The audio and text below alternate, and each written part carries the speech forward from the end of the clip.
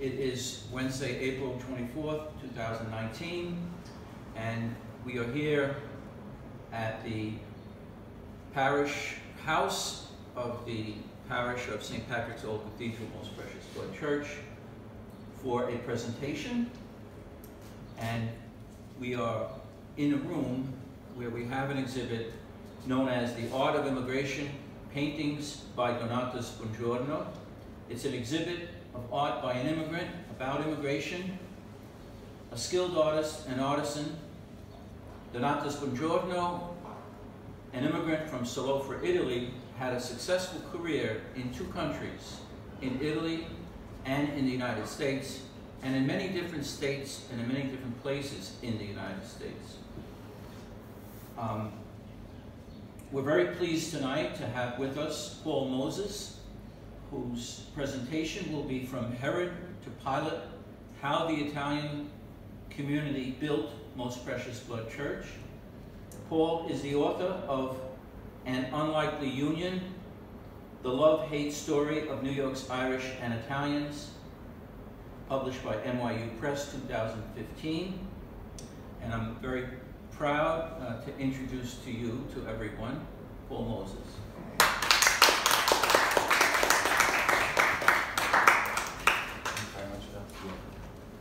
Well, thank you all for being here this evening. It's really a pleasure to be here at Old St. Patrick's. My family, like some of yours, has a lot of connections to this parish. My grandparents were married here, and my aunts went to school here, and they have a family, at one time long ago lived up the block, so it's always kind of a thrill to be here and to be inside this particular building directly, which I think I only came to once before I came to this exhibit, and also Janice and Bill, this wonderful exhibit, and as I look at it and think about what I've written about Italian immigrants in New York, what I see in the paintings is careful attention to the human dignity of the people he painted. He wasn't so much interested, I think, in the latest artistic style of the time, but the people. And I think he must have had a mission. I don't know about him as a person, but the artist must have had a mission at that time to try to make people see the goodness and dignity of these immigrants, which so much of society failed to see at the time. So it's really pretty wonderful to see the paintings and in this place. Now I'm going to talk a bit about some of the early history of Most Precious Blood Church, which I wrote about in my book. And in 1950, there's a very famous American historian, Henry Steele Commager, who wrote that the Catholic Church in the 1880s and 1890s was one of the most effective of all agencies for democracy and Americanization. And I think that's true, but it was a rather rocky story, and just as immigrants today, face a lot of tests in getting acceptance in the larger society, so did Italian immigrants in this period. And the truth is that a big city parish, at least at first, could often be hostile to newcomers. The popular piety among Italians at the turn of the last century, things like processions in the streets, noisy festivals in honor of favorite saints, these things were embarrassing to the Irish-American Catholic bishops. And when I was writing this book, I tried to see things, although my background in this is on the Italian side, I tried to see things from their perspective too. And why were they embarrassed? Because, well, they were under heavy pressure themselves to show why Catholics should be accepted into American society. And the kind of Protestant majority looked at Catholic practices as superstitions and idolatry and so forth, And so these celebrations, which I think have a lot of merit to them, they were embarrassing to them.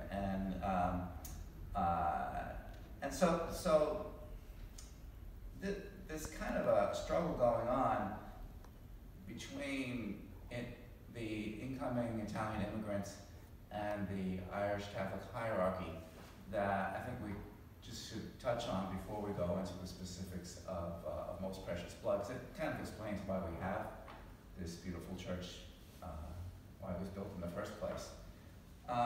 In New York, the Archbishop, Michael Corrigan, had actually forbidden processions in the streets in honor of saints. So,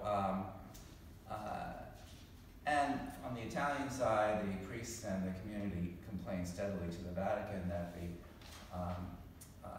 that they were being mistreated by the Irish priests.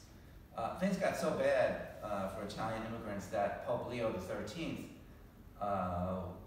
previously known as Giovanni Pecci, issued an encyclical addressed to U.S.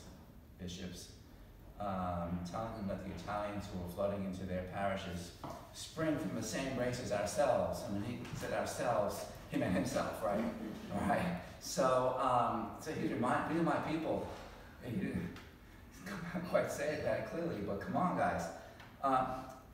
Then in 1891, which is right around the time that the plans are taking off to build Most Precious Blood Church, there was a wealthy German Catholic layman named Peter Paul Hensley, who brought to Pope Leo XIII a proposal to build parishes and for specific ethnicities, and also to name bishops for specific ethnicities.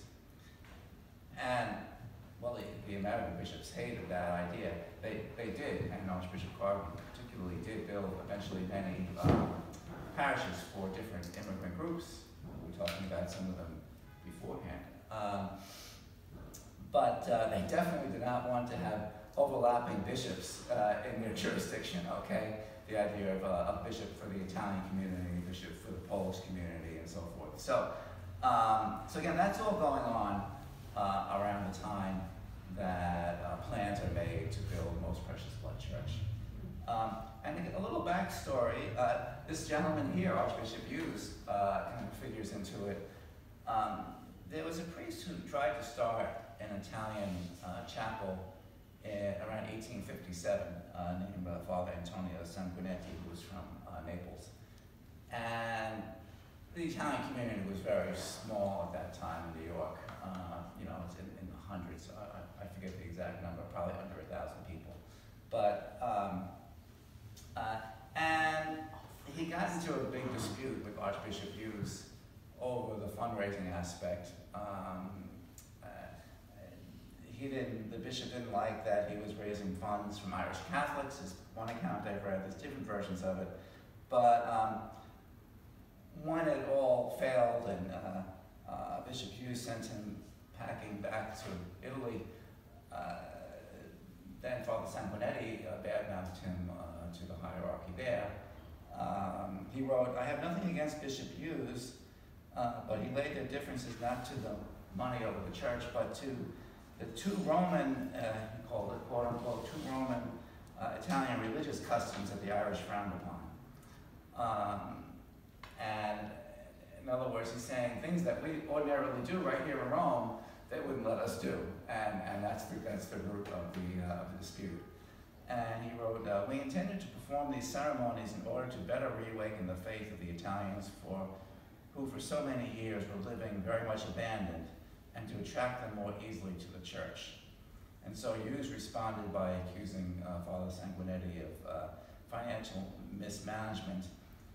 And that kind of sets a pattern that persisted for many decades, actually, that those are kind of the two sides of the battle that go on.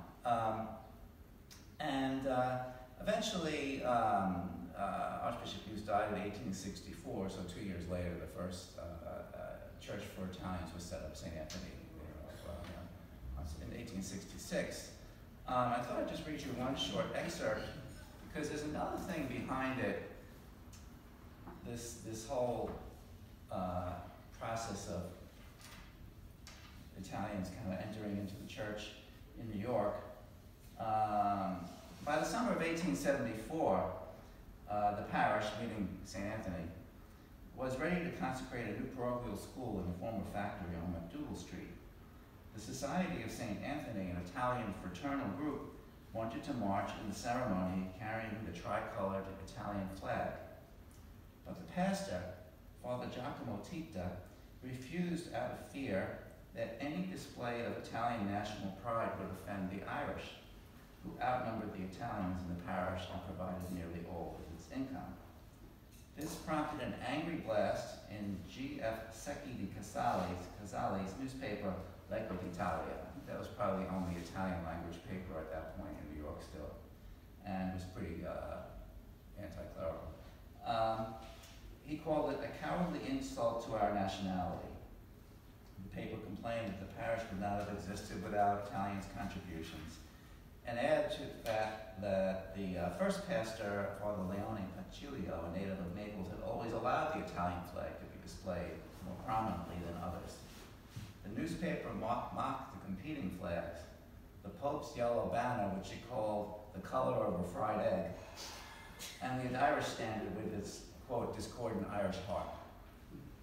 Why wouldn't they let the Italian flag be marched through this in this ceremony? Why was it offensive? Well, that goes really to a very deep dispute over the place that religion plays in the Irish and Italian cultures. So we know that for the Irish, loyalty to the Pope was prized because it tied in with their identity as Irish against English domination. Right. The truth is more murky. There were Protestant Irish who led the Irish, against the British, and the popes were not especially supportive politically of the Irish cause. But anyway, there's a very close connection to the Pope. What about the Italians? We know that they won that flag.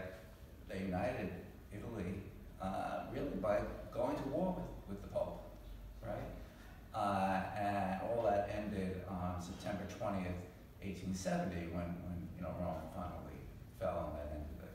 So the Archbishop Hughes was deeply upset about that, and I go into it in the book a bit. I won't now, but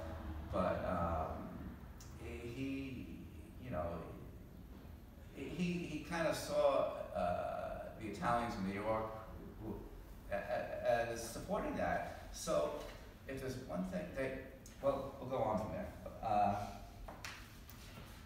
Just keep it in mind. And then I'll switch to another section here.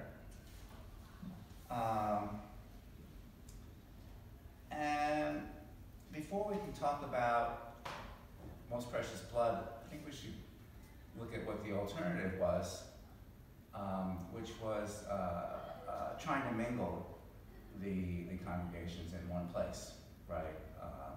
So the place where that was really happening in a big way was Transfiguration Church down on Mott Street, right in the middle of China. So that was an all Irish parish, and in fact, it's been documented that there were even certain, very specific locations in Ireland where many of the people came from during the famine years. So, and Italians were moving into that neighborhood in a big way, and there was, competition and sometimes violently that revolve around jobs and housing and things like that. And the same people were then coming into church. Okay, so the pastor there, I like to look at him sympathetically. I don't know, Dr. Brown would probably say he's not always judged so sympathetically in history, but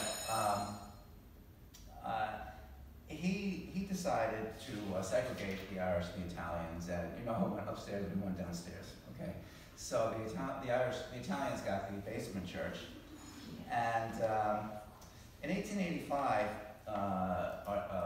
Lynch's Archbishop Corrigan asked him to write a report to the Vatican to help the church find a solution to what the American bishops called the Italian problem.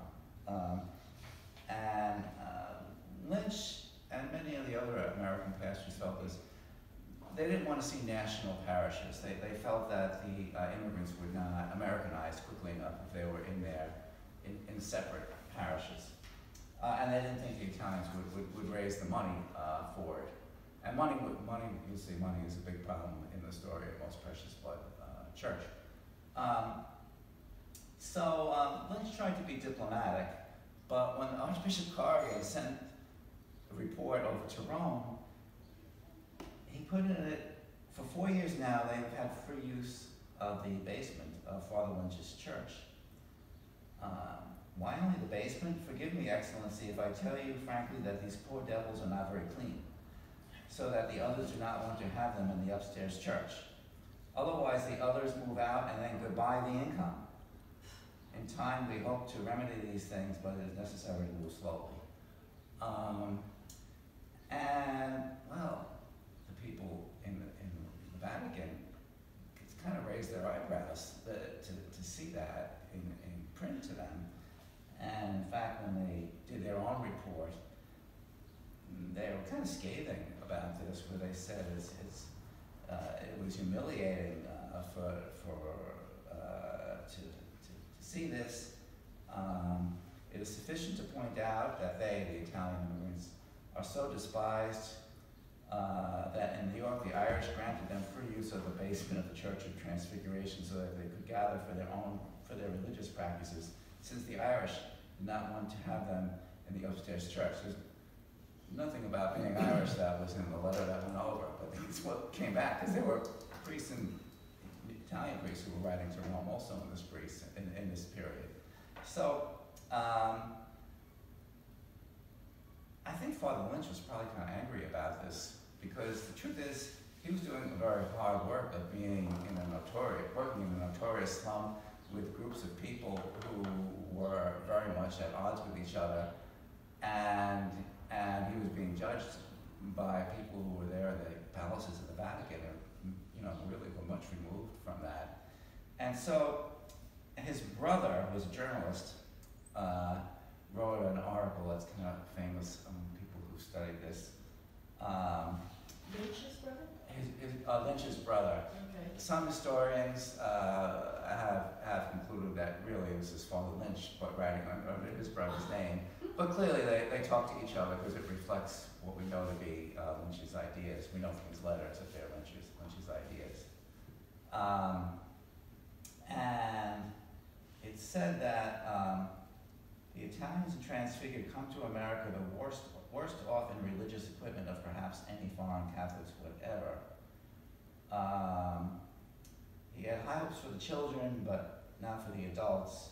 He blamed the atheistic Italian government. This is where we get into the government that was at odds with the Pope. He says he was making a reference to the St. Anthony Parish when he said this. He says that you couldn't really have an Italian parish with Italian priests because it begins Italian and it ends Irish, except in the personnel of the clergy, who, like the Normans in Ireland, sometimes become, and he gives a Latin phrase for more Irish than the Irish. He says the Italian priests end up favoring the Irish because they donate money. So, and I guess the most famous line from that letter is that he doesn't think the Italians mind being in the basement. The Italians as a body are not humiliated by humiliation. He was very wrong about that. They were angry about it. And although somebody once explained to me in a talk I gave, and it led me to rethink this, that yes, they were people with great dignity and pride, and just because some priest said you had to go to Mass in the basement did not humiliate them. They may have been angry, but they may not really been, you know what I'm saying? Mm-hmm. They were above it in a way. So maybe there's, I don't think the writer of that line intended it, but maybe there is some truth in it after all, I think. Anyway, that's all kind of background for where we go to start with Most Precious Blood Church. And a key figure there is a bishop in Piacenza, Italy, Bishop Giovanni Battista Scalabrini. And we're fortunate to have a very good archive of his order's actions and work in missionary work that Dr. Brown still oversees. Yes, Yep. overseas, and it was my pleasure to go to it when she was when I was working on this book some years back, and also to consult her scholarly work, which is very important on this subject. And so he wrote a pamphlet in 1887 about the needs of the Italian immigrants. And that led to a very interesting correspondence with Archbishop Corrigan, which is compiled in a book by the Center for Migration Studies, which has the archive. Once again, Archbishop Corrigan is very frank, and he was criticizing the quality of the Italian priests who came over, but Bishop Scalabrini agreed with him, said that often the priests who are rejects from Italian dioceses are the ones being sent. So it was Serious? Yeah, he said that. Yeah, and the fact that we can go further into it, but it was actually a real problem. I think Rome eventually, the Pope eventually intervened and put out a letter about it. There was there's a Pontifical Commission on Migration and Tourism today. It has its roots in the Commission for Italian Prelates. And the point of that commission was to keep an eye on who was leaving and make sure that they left with what's called a rescript, that is their bishop would recommend them to someone else instead of being the one who was kicking them out. It was a real problem. There were some very great priests who came over, like the guy who drafted the Baltimore Catechism, but there were a lot of rejects. So yeah, it was a real problem. So one of the first fruits of Bishop Scalabrini's interest was he kind of pulled the strings, I would say, for Pope Leo to send Mother Cabrini here to America. And she kind of had a problem when she got here. All of her expectations were turned upside down. She thought she was going to run an orphanage, and it really hadn't been approved by Archbishop Corrigan. Interestingly, it was supposed to be on 59th Street, and the Archbishop felt that wasn't an appropriate place for it. But now you tell me there was an Italian community there, so it might explain to me, I didn't realize that when I wrote the book, but it might explain why. 59th and what? On the east side. They were displaced when they put the upper deck ramp. Oh, is that right? Over there, okay. About 10 buildings were knocked down, and after that the community kind of dispersed. Okay, it's very interesting. I never knew there was an Italian This community there. painter also worked in a church up there on East 62nd. Which one was that?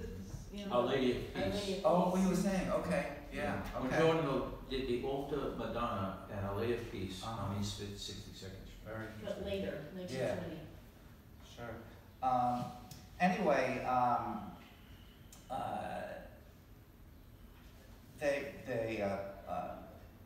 the problem was really, let's see. So the sisters had come over, a small group of sisters. They had a terrible crossing. They thought they were going to die at sea. And they finally get here, and the sisters found out only when they arrived at the dock that their promised house wasn't actually ready. The Italian priest took them to a dirty, rundown hotel in the 5 Points, where they were put up in 2 filthy rooms. The beds were so uncomfortable and the neighborhood so frightening to the sisters that they passed the night without sleep. The next morning, they go up to the cathedral. The new cathedral was built by them, to meet Archbishop Corrigan. The Archbishop, appearing ill at ease, told Cabrini there would be no orphanage. Speaking in Italian, he also insisted the sisters live in one of the Italian neighborhoods. For the time being, it seemed the sisters had no place to go. I see no better solution of this question, Mother, than that you and your sisters return to Italy, Corrigan announced. Mother Cabrini went pale, according to one of the participants at the meeting, as she thought about the frightening storm the sisters had endured on their long passage to New York. It was an indescribable moment, one of the sisters later recalled, but Mother Cabrini coolly informed the Archbishop, "No, not that, Your Excellency. I am here by order of the Holy See, and here I must stay." At one point in the conversation, the Archbishop grew red in the face, according to one account. "Very well," Corrigan replied to the formidable Mother Superior, "stay here, but give up all thought of the orphanage and think only of schools." After that, the sisters caught on very quickly to the prejudice against Italians in larger American society, and they wrote some interesting letters back home to document that. So the priest who was arranging, handling the details was a Father Felice Morelli. He would have been in his, around close to 70 at that point. And I think my impression is that he was a good priest, but a terrible administrator, especially when it came to working with money. So Corrigan wrote to Bishop Scalabrini that Father Morelli had promised to clean rooms to be available for the sisters. Later, he decided to rent these rooms and give instead to the sisters 2 halls with low ceilings, dirty, very narrow, and very barely sufficient for 2 persons instead of 5. So,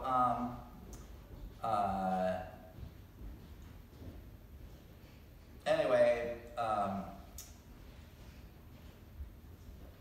but the relationship between Archbishop Corrigan and Bishop Scalabrini was good enough that it could kind of absorb this kind of correspondence. It's an interesting correspondence to read, but Most Precious Blood turned out to be the breaking point for it.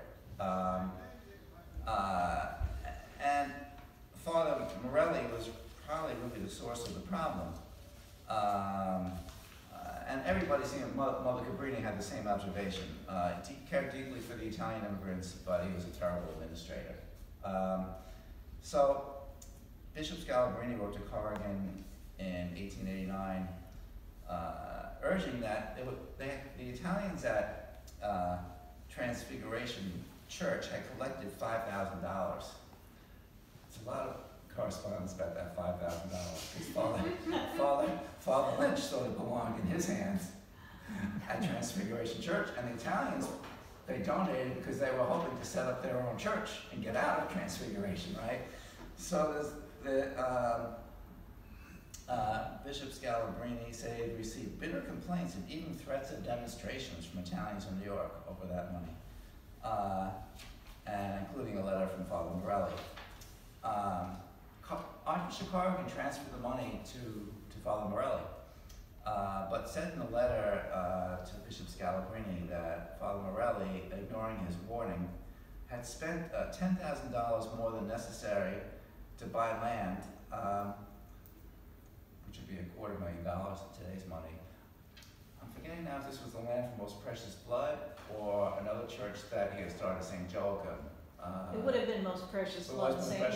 Joachim was purchased from another organization. Okay. But he had trouble with that too. Apparently he overpaid for the land at St. Joachim, which was, I guess, kind of close to, would have been near the Brooklyn Bridge on police headquarters. It was where Smith Houses is now. Smith Houses? Oh, okay, thank you, yeah. Lower East Side, kind of pretty close to Brooklyn Bridge City Hall. Do you have questions? Yeah, sure, yeah. Do you know who we bought the land from? I'm not sure. I have not researched that. Yeah. The only name I know is that when the Franciscans eventually acquired the land, according to the newspapers, it was mainly from a woman named Sarah J. Fitzgerald. But I haven't been able to find out who she was.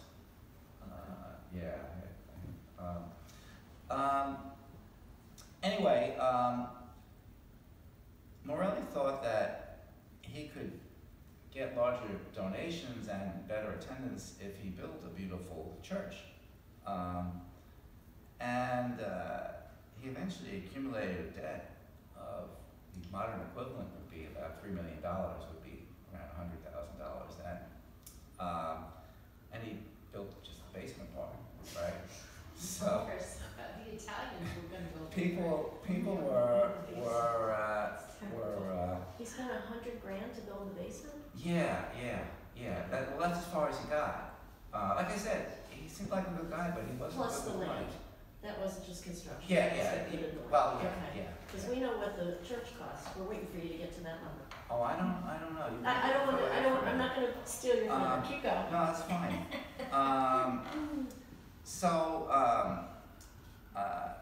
After creditors foreclosed, the church was put up for sale in April 1893. And for months, the property lingered on the market with a for sale sign on the Baxter Street Church. It was very embarrassing to Archbishop Corrigan to have that. He wrote to Rome, never in the Diocese of New York has there been a similar scandal. I think the American priests and bishops took, it was to them much more part of their job to be good with finances, to be able to raise money. I think in Italy it's a little different because there was government, government support for churches, so. Not after 1870, but No? everything was built. It was already built. Everything was That built. when you Right. noticed it too, when these guys have to write home, they have to explain a mortgage. And that's not, because Italians Right. didn't really deal with them very much. Right. So that was a huge difference. So there's certain kind of cultural differences here that are involved too. But I think even today we often think, oh, that priest, he did a great job. He built built this part of the church or that. And I think we may focus on that more. I don't know.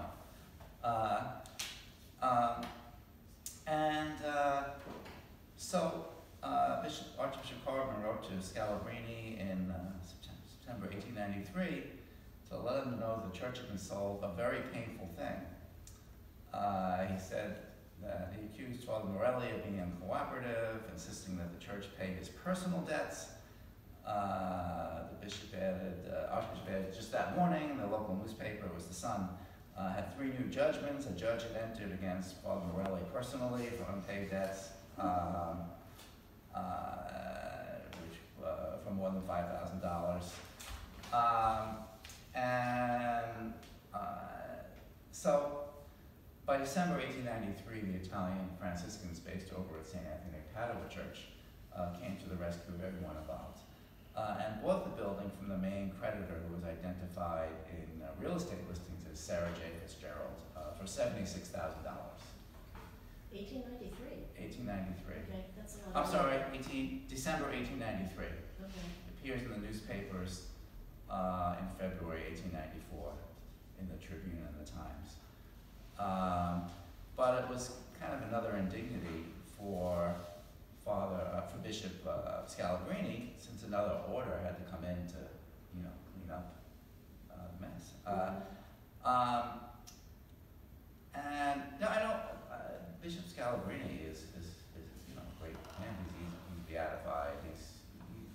He did a lot of great things, but I think the situation with Most Precious Blood was kind of got out of his hands a little bit. Why were the Franciscans better at it? Do you know? They took a long time before they actually built the church. The cornerstone was laid in 1901. They had to raise the money. Yeah. They raised the money first and then Yeah. they spent it. Yeah. Morelli was borrowing. Yeah. At interest, which apparently was a new concept for him.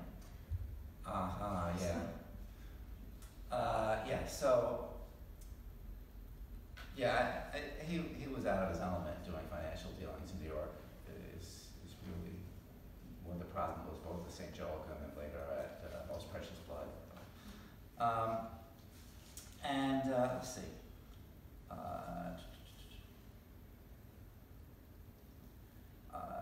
Meanwhile, the closing of the church angered influential Italian priests in New York and in Italy, who viewed it as further evidence that the Irish were insensitive to the Italians. So they sent angry letters to the church authorities in Italy. The priest who replaced Father Morelli as pastor before the Franciscans came over was Father Domenico Vincentini. And he wrote to Bishop Scalabrini that it is crucial to have an Italian church because the Italians avoided the ethnically mixed churches because they were, quote, despised by the Irish. In another letter, he said he heard rumors that St. Joachim would be shut too. The priest who I mentioned who wrote the first draft of the Baltimore Catechism in 1884 after our church council there, Monsignor Gennaro de Concilio, he complained to the papal nuncio that Archbishop Corrigan insisted on treating Italian priests as inferior to his Irish pastor, and the nuncio relayed that complaint to the Vatican and also called on Archbishop Corrigan to explain himself in a report. In the meantime, the usually diplomatic Bishop Scalabrini dictated a very angry letter to Archbishop Corrigan. For example, he compared the Archbishop to British colonial merchants. That's probably, if you want to get an Irish person mad, That's the button to push. that was a pretty good button to push. And I used the line complaining that his priest, he complained that his priest was misled into taking on debt, and that he is sent from Herod to Pilate. The first almost sneers at the request, and the other washes his hands of it. I mean, he's likening the treatment of Father Morelli to the treatment of Christ before the crucifixion. It's pretty powerful language. He must have been really upset. I am forced to write you this time with the deepest sorrow. I would never have believed it, although from the beginning a prelate had warned me not to trust the New York Curia because sooner or later it would have betrayed me.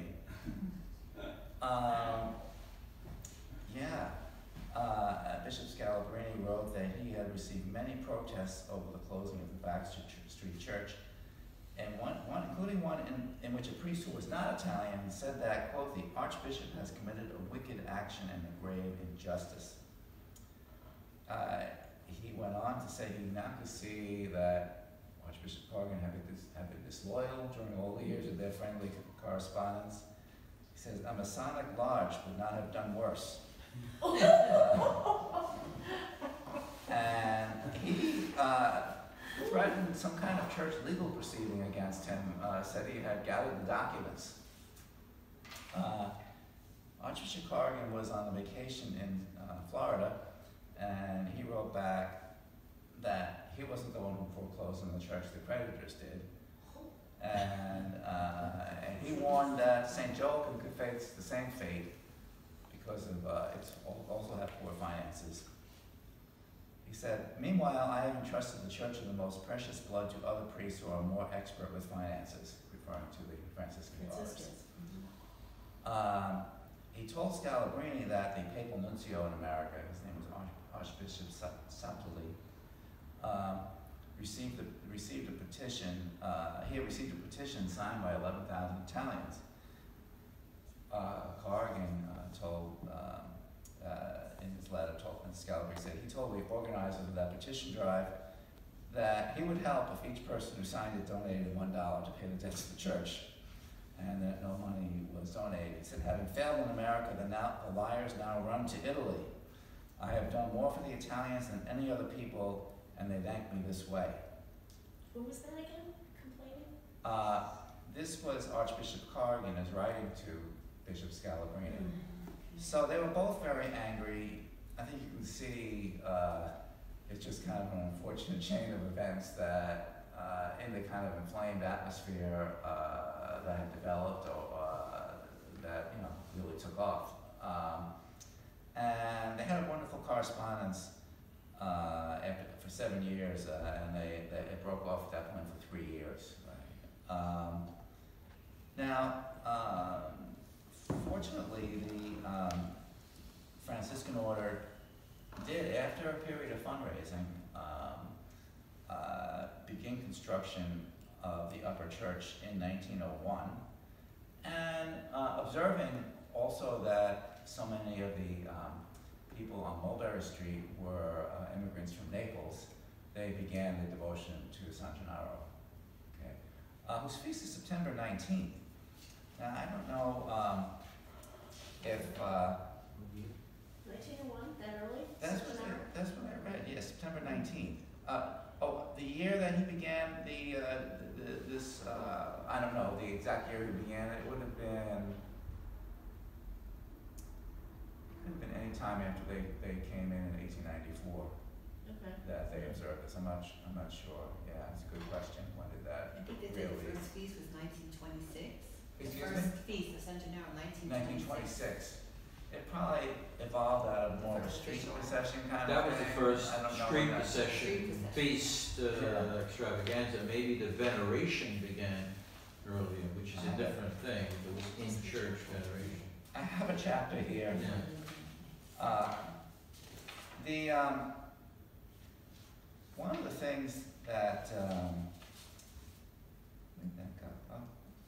I had another section I wanted to tell you about that's very relevant to Most Precious Blood, and it comes also from the correspondence of Father Lynch, which is so well preserved, probably more than he should have. You know who never left a trail of letters was the pastor of this church, Monsignor Carney, who was in the middle of a lot of the same kind of things. We only have the complaints from the pastor of the nearby Italian church on Elizabeth Street, a lady, what was it? Loretta. A very distinguished priest named Father Russo, who had been president of Boston College and came down here to work with the board. He was very eloquent, Father Russo. He could really write, and we don't have a word from Monsignor Carney. I think he was smart enough to put his letters in the fire or something. I don't know. But there's a funny scene of Father Lynch observing on a sultry Monday morning in August 1892.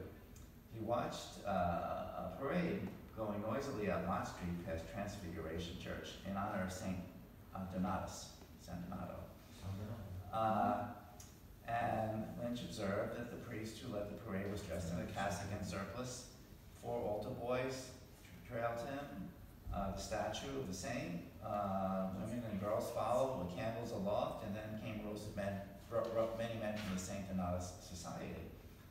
To Lynch, that parade meant one thing. The Italian priest had violated the Archbishop's order against outdoor processions. He decided to investigate.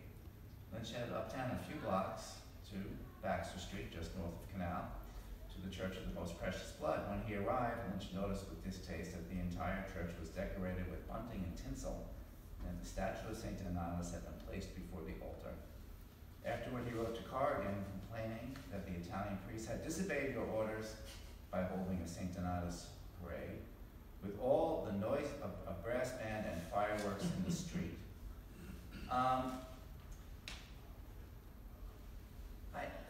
I think we're seeing, of course, kind of the cultural gap there. There was not an appreciation of the Italian way of method of piety, I would say. It's outlined so well in the writings that Robert Orsi did about the shrine on 115th Street, right? But it is deeply religious and spiritual. I think it's rendered best in a novel, the one by Pietro Di Donato, Christ in Concrete, and it's really just an ongoing dialogue of this construction worker with the saints all day long. I mean, I think it's a very deep piety, but it's just different from what developed in Ireland, and there was kind of a big surge of kind of strict sort of devotion in Ireland following the famine, and it's just a very different way of being Catholic.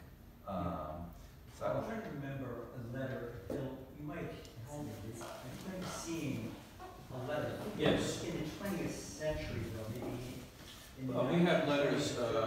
We have letters from the Vicar General. Yeah, we're criticizing the 1940 public display of Right. a statue and procession Yeah. and so forth. So it was a little deeper into the 20th century. Yeah. So it was going on. Yeah. So the cultural gap or conflict. No, it was a big thing, and they didn't have a Robert Orsi around, I guess, way back then to explain it. But the odd thing is that they were just bringing over customs that people in the Holy See in the Vatican would have been very comfortable with.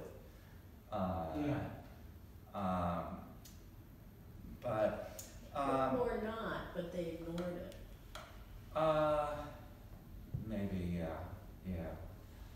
I mean, because it continues today, let's face it. You walk in that church, somebody that's not Catholic, the first thing they ask is, what's with that lady with the 2 eyeballs Right, on a plate? right.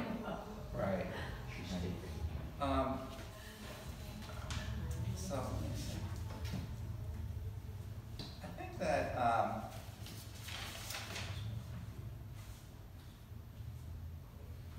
now, I've kind of given you the first half of the story of what I wrote about the Catholic Church and the Irish and the Italians. There is a second half to it that I think is much more upbeat. That in the beginning they were like 2 people divided by being in the same church, but eventually it does become a major place for them to be brought together, these 2 groups. So I don't want to leave you with the feeling that it was all a battle fought for nothing. That eventually the church did serve a purpose of unity, and I think is a major reason that the Irish and the Italians are so intermarried today, and really to many outsiders sort of indistinguishable almost, that they're just white Catholics basically in the larger American scene. And the church played a big role in that through its schools. In my book I talk about a sister who ran the school here at Old St. Pat's, who my aunt had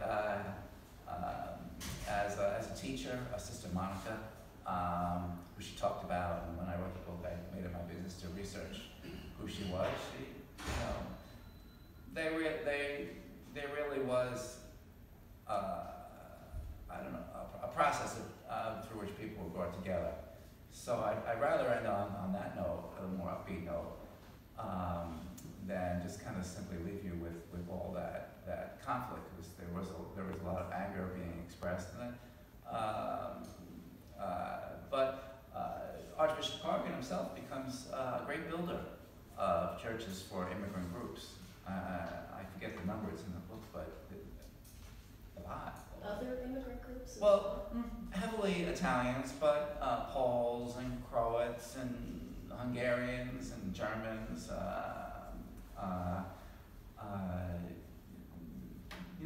It's one of Cardinal Dolan's big headaches is have so many churches that are near each other. Well, that was because at that time it was the solution to this problem. If people they didn't want them to become Protestants, there was always that concern. Isn't there across the street from the front entrance of the church here, there's was it a Children's Aid Society? Yeah, that's right across the street from the church for a reason. That was a Protestant institution to attract people into the kind of social welfare programs that they had to offer. Protestants did not do very well with the Italians. It just didn't click for them. But they did make a major effort. So there was that fear, and also that was involved at the time. But as I said, in the end, the groups do come together, and the church plays a role because it just brings people into the same place, right? The schools, social activities, worship eventually together, right? And people leave their kind of ethnic neighborhoods and move to more ethnically mixed neighborhoods, right? And gradually those walls do break down. And that's really what attracts me to the story of the Irish and the Italians. It's kind of fun to tell the old stories about the conflict. But in the end, what's really important about it is that these are 2 groups that really were at odds with each other, and they really came together. And so I explore some of the ramifications of that in the book, but there are things, it is kind of like an experiment, like what eventually brings groups together? What does it? And sharing a religion and spaces, common spaces, I think, mingling are some of those things that help to break down the barriers that existed. So why don't I turn over to you now for your comments or questions? I'll start. I have a question about those Irish priests who were better at handling money. Okay. And can I assume that when we're talking about the late 1800s, we're talking about American-born, Irish-American priests, not priests from Ireland? It varies, but I say Father Lynch was American-born. Monsignor Carney here, he was American-born, Okay. I believe. So they went to Yes, seminary. in fact, he was baptized here. Yeah. They went to seminary in the U.S. By and large, yeah. Yeah. And were they taught? Here's how you manage money. Here's how you run a parish. Here's how you build a church. No seminary training? I don't know. What do you think, Monsignor? No. Although they might have had more exposure two other ways. One is that they have relatives. You know, if one man goes into the priesthood, others might go into business because they are part of a community of men who do a variety of things. And maybe some are in construction. Yeah, and certainly that. Okay. While the Italians didn't have blood relatives, that I only know Pompeii really well. Oh, yeah. But when the Church of Our Lady of Pompeii was built, the pastor gathered around him the guy who owned the funeral parlor, an Italian man named Perazzo. The fellow that FICO's pork store is still there. Is that right? Yeah, the people who owned something we don't use nowadays, a plastering company that was apparently making money hand over fist plastering back then. Importers, people who imported. So the Italians had people who knew something about money, but they had to develop them.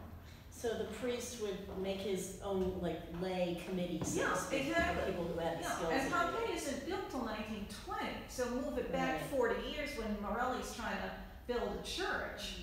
And yeah, I think your idea that he was over hasty was a good insight, because where's he going to get the people with the money? Right. He doesn't have any relatives in here because he's not born here and brought up here. He's an immigrant himself. Yeah, and who's he going to tap? There's not that, the leadership isn't there yet. It will get there, but it's not there yet. My sense from, and I haven't researched this fully because it was a little bit off my topic, was that he may have alienated some of the Italian families in the neighborhood who had already prospered, and that maybe the Franciscans kind of brought them back. The Ferretti family being among them. Yeah, I wanted to comment on that. Over the past several years, I did some research on my own, discovered that there was quite an extensive Genoese connection to my precious blood through the Ferretti family, the Tasso family, and the Sparborough family, all from not necessarily the city of Genoa, but the region. I recently met a guy who has a group of people that they meet on a regular basis, and said that they were descendant of some of the original parishioners of Most Precious Blood Church, and they were from northern Italy. I said, oh, Genoa. He said, no, Piacenza. Oh, okay, yeah. Which is, you reference Piacenza. Now, this group still meets at Forlini's restaurant once a year. Small group. That's very interesting. And it would be a great group to speak to because they go before the Genoese. That would be nice to meet them. Yeah, and I'll give you the contact information because it goes to what Mary was saying, that the pastors, the priests in charge, whether Scalabrini or Franciscan, would gather around them a core group. And I believe the core group were Northern Italians who, for mercenary reasons, so to speak, merchant reasons, business reasons, preceded the large wave of Italian immigrants. Oh yeah. They're making money importing stuff. Are any of these guys Alpi, by the way? They're named Alpi, a family named Alpi, A-L-P-I. I haven't heard that, but it's possible. Yeah, because the Alpi were silk. They imported silk, and it was a neat system because they imported silk. They hired local ladies to make those little flowers out of silk, and then in their homes there was home work, and the ladies would bring the stuff back to their piecework. Yeah, piecework. I used to walk with my grandmother to Green Street every Friday.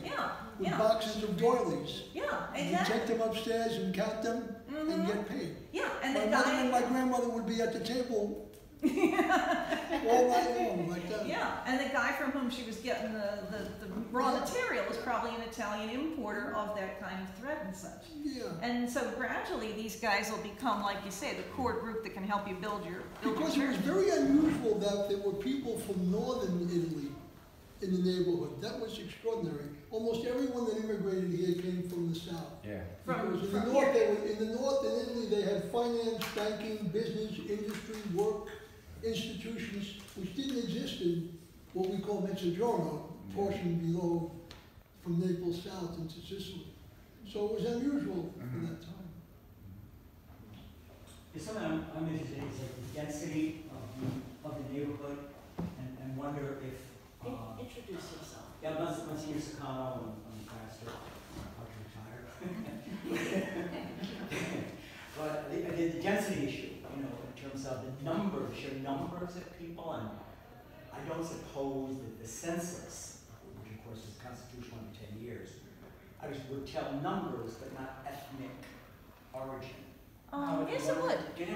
Yeah, You just said Italy. yeah. After, but not where in Italy, but after Not where. after 1850, But they asked people where were you It'd born. be interesting to see, and the census tracts, in terms of how the density shifted in terms of the ethnic composition of the area, Yeah. say from 1850 to 1910. Yeah, people would report where the country they were born in on the Yeah, that would be really census. interesting Yeah. to see, because what you have, and I don't know if we mentioned Most Holy Crucifix, but you know, with Our Lady of Loretto, Right. this church certainly served Italian people to some extent, and then Most Holy Crucifix and Most Precious Blood. So you had 4 churches, you know, just within a stretch here. That some people, was it you that compared it to Italy itself? Right, but when you look at the map of Italy, you go from northern Italy to Sicily.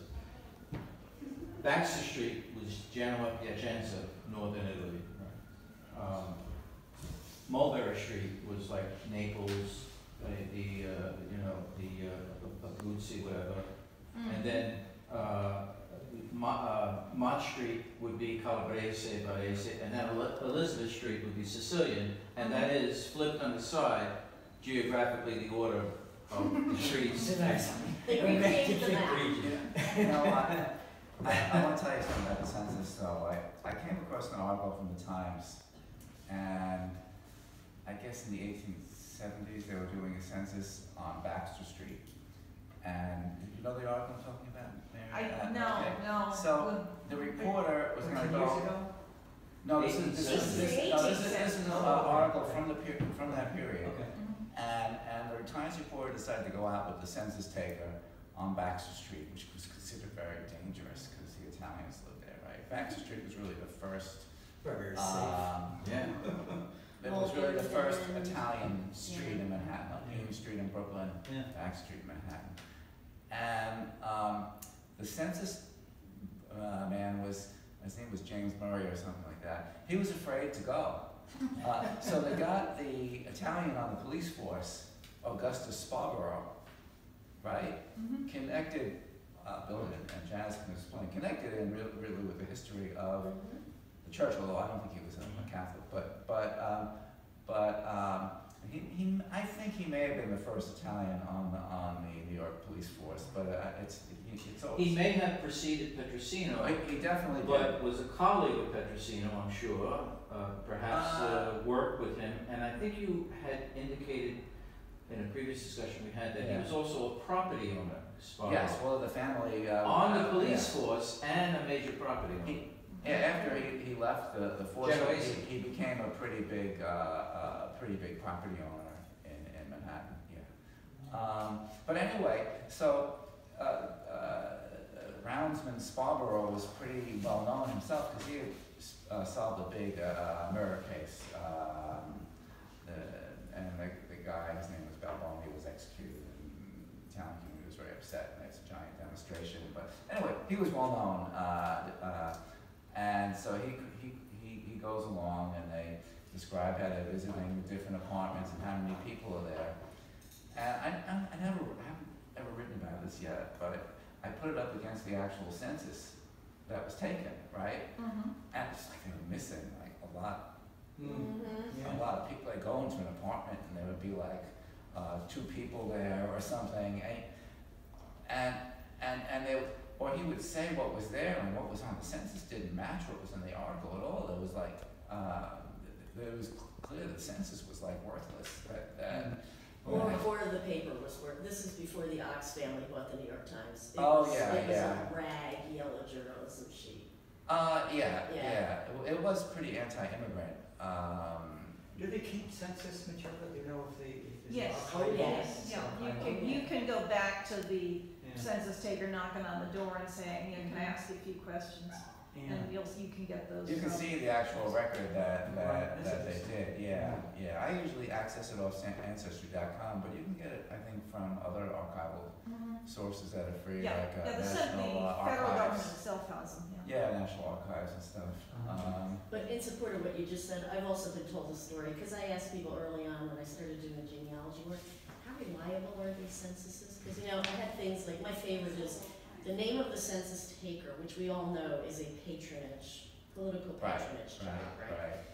The name of the taker is always Irish, and then the Italian names are spelled, you know, like one of mine, Paolo is P-O-W-L-O. I mean, come on, people, did you not know anybody, you know? And I've been told that in a tenement, they would walk in the ground floor, yell upstairs, who lives here? Right. And write down whatever was yelled So, back. I know the impression I got was the population of the density of the neighborhood was vastly undercounted. Because they were just like not really very thorough, you know, and even with a newspaper reporter coming along. But you're right. But the reporters can seem pretty matter of fact. I don't know. It's always hard to deal with newspapers as archival sources. It's better to have, if you have the same story from multiple angles, and since that's better. But this was just a one-off, you know, that paper did. So yeah. But, yeah. I have a question for you. So I was curious of what you knew about the church that's on the corner of Broome and Elizabeth. It's the Ukrainian Orthodox church now. That was an Italian church in the 19th century, before anyone's time here. Really, you know. Do you know what it was called?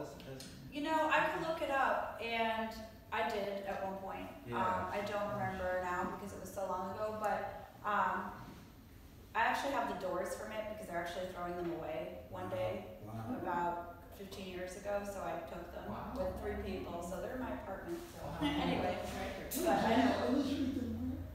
Broome, the one that's almost on the corner next to the firehouse. I'm trying to pull out. Yes. Do you have a memory? I'm trying to pull out a memory that I have of a discussion about a whole thing. No, an Italian Byzantine church. Our Lady of Grace. Yes, Because there is a Byzantine Italian population in Italy. Not Roman Catholic, but What does that mean? they're Eastern Catholics. Eastern Rite. So Italy, as a geographical peninsula, was invaded by so many. So the Byzantine Empire had a hold on Italy, very strong hold. East Coast. There are a lot of Byzantine architecture. So the Byzantine Rite, you know, the Eastern Rite, was celebrated in Italy, although Italy is dominated by the Roman Rite, the Roman Catholic Church. But a lot of Roman Catholics have recognized that there's an Eastern branch to Catholicism. Isn't that what that would maybe make sense as why I went over to. Yeah, St. Michael's is a Russian Catholic. Eastern Orthodox. But this may have been Orthodox, not. So there's the Byzantine. Then the Rite is either Catholic or Orthodox. And I know it's very confusing. Very confusing. You know, yes, the Easterns do, but not something to check. Yes, the Orthodox do not, and the Eastern Catholics I do. did some research on it, probably about. Do they teach that in the seminary school? But I figured since I had you here, I asked it because I don't know anything about it. You know what might give you a feel for the neighborhood around the firehouse? There's a book out in the last couple of years. It's a biography of the first black firefighter in New York City. I'm sorry, could you? There's a biography out about the first African American firefighter, and and he was stationed eventually at that firehouse. And he had a terrible time in the fire department. But he clicked well with the neighborhood. Yeah. And so if you want to get kind of a sense for the community right around the firehouse, that would be an interesting. I don't know if he mentions the church or not, but it just might be worth looking at. Just since it was such an early incarnation that wasn't, really around in anybody's, recent history that I know, but I will say, my family did go to the little church, which is, the Church of the Most Holy Crucifix, which is gone. It was just demolished just very recently. Right. And I had actually talked to Bill because my family put a small plaque in there, and this didn't even dawn on me, and somebody told me this, to actually just see if I could get the plaque, because that's really money that neighborhood people gave to support the church. So if that's going to be gone, I didn't think of it that way, as that you should at least try to check to get the plaque. But, it's just a small donation plaque, but something to have, because, I didn't. I wasn't able to get in. I wasn't able to get a response, just because it was abandoned for so long. There's a chance that was preserved. Can't see it tomorrow. There is a chance. Oh, man. Oh, that would be great. Yeah, I was baptized there, my grandparents, my parents were married there, and my grandparents were married there, so. Certainly all the religious articles, so there's a place where all the religious are stored. Is that right? It's possible. It would be nice to have something like I said, I took the doors. From From the Italian church that nobody knows about, there was an Italian. a Byzantine church, we take No, theirs. she's talking about the Holy Crucifix. Oh, okay. They're under the wall right now, so they have beautiful rock Any iron. questions? I saw them Yes, on to the us. street, and if they had scheduled someone to pick them up, Question. I Oh, would look. have, but I just. We have a question from Lou Barella, ladies and gentlemen. I Lou don't have Barella. questions, I always have statements. Lou, introduce yourself. I always have, I'm Lou Barella, very active in promoting Italian heritage and culture for 40 years or more. But I also am a music educator and do a lot with opera education for cultural groups and within cultural groups. Having said that, I want to reiterate something that Paul said about this book. I didn't know we'd be speaking about the book as much tonight, so I'm neither his manager nor his agent, but I want to promote something in that book. Yes, one portion of that book deals with the negativity and the issues of confrontation between Italians and Irish. And the church was one of the places that created that. But by the end of that book, it's the Catholic Church, probably after World War II, that brought Irish and Italians together in many ways, some of them social. So what's fascinating about that book is that he has individual people in that book, stories of individuals, and I just want to recount a name that you might know and a name that you wouldn't know. So one of the people in that book that he spoke about was Frank Macchiarola, who was the chancellor of the New York City schools for a number of years, and then the president of St. Francis College in Brooklyn. Frank grew up in an Italian-American home. He married an Irish gal, Mary Collins. What was that? Collins. Okay, so Mary and Frank met at St. John's University, Brooklyn campus at Cardinal Newman dances. So that was part of what was in the book, and eventually they married. But what he didn't know was that my dad was the band player at those St. John's University dances. My dad was an American-born, Neapolitan American. His family, he was born in Brooklyn. His name was Pasquale Barella. And Pasquale Barella spoke Neapolitan before he went to city schools, eventually learned English, assimilated fully into the American culture, went to World War II, came back, and he was a musician, and he had his band. But in order to get around a little bit better, his professional name was Pat Barry. So he went from Pasquale Barella to Pat Barry. Pat Barry played those dances where Frank and Mary met, and eventually my father played at their wedding. And one of the beautiful stories for me was that when Paul presented this book at NYU, for both an Italian and an Irish cultural organization, Mary was in the audience, and I got up and recounted the story, and she says, "He played at my wedding." I said, "That was my dad." So we met, and it was a wonderful moment in that. So, the book is wonderful, and you need to read it completely to find out how the Catholic Church ultimately was the catalyst for bringing those two groups together. Thank you. Great story. I want to take this opportunity to thank Monsignor Sicano for being a patron of the arts, a patron of the immigrant history of New York City and of the church.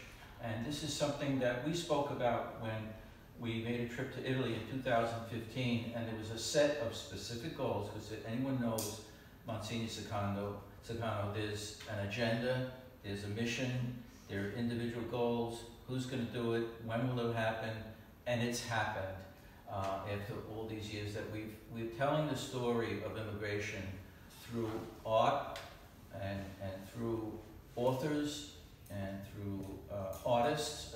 On Monday evening, we had Lou Del Bianco, the grandson of Luigi Del Bianco, the chief carver of Mount Rushmore, and we have a whole series of lectures coming up, including on tomorrow, we have Daniela Day, who's going to give a lecture about a docent-led exploration of the exhibit and related subjects, with longtime Little Italy resident Daniela Day giving the presentation.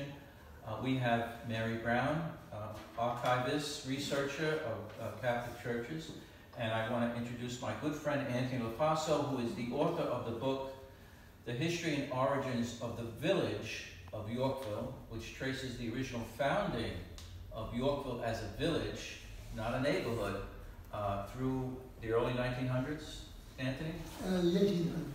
1800s. Through the 1800s. The role of the area played in the revolution, but it was unidentified at that time. Right. Wow. So we will have him back for a presentation somewhere, someday, somehow, but we'll certainly do it to bring everything together.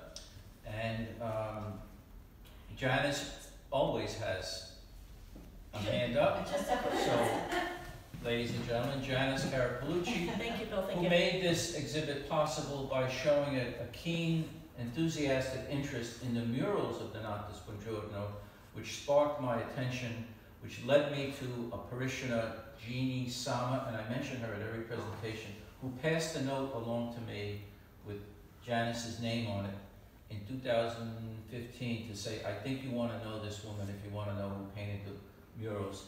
And I presented on Monday evening the original note from 2015 from Jeannie Sama that Janice can put in her archival records. And I just want to point out one thing to everyone here, if I can find it here.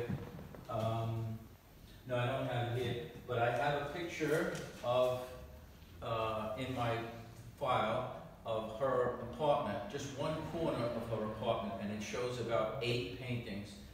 Janice has 30 Donatus Buongiorno paintings in her apartment, and Ralph Waldo Emerson said nothing great was ever achieved without enthusiasm. So she's had the enthusiasm, and I'm just like by osmosis along for the ride, and I'm Mr. Producer. So, and the connection is that the artist who did these paintings that are hanging here also did all of the murals that are in Most Precious Blood. So it shows the 2 different sides of his career. And the thing I wanted to pitch is, this Friday afternoon, do you guys know the Calandra Institute? Mm-hmm. They're having their annual conference this weekend, and anybody who's free on a work day at 1:30 p.m., I'm presenting at the conference, and I'm going to show more of his paintings, specifically focusing on his attempt to document disappearing country-style Italian clothing at the turn of the century, which includes a couple of these images and some others, and a little bit about literacy, because I believe very strongly that he had he had an agenda to show these New Yorkers and these Americans that not all Italians were illiterate, unskilled laborers. He has pictures of people reading things. And I'm going to show some of those too. That's it.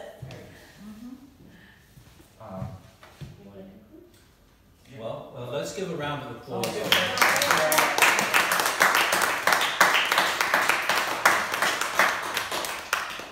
And if anyone wants to purchase this book, it's right here.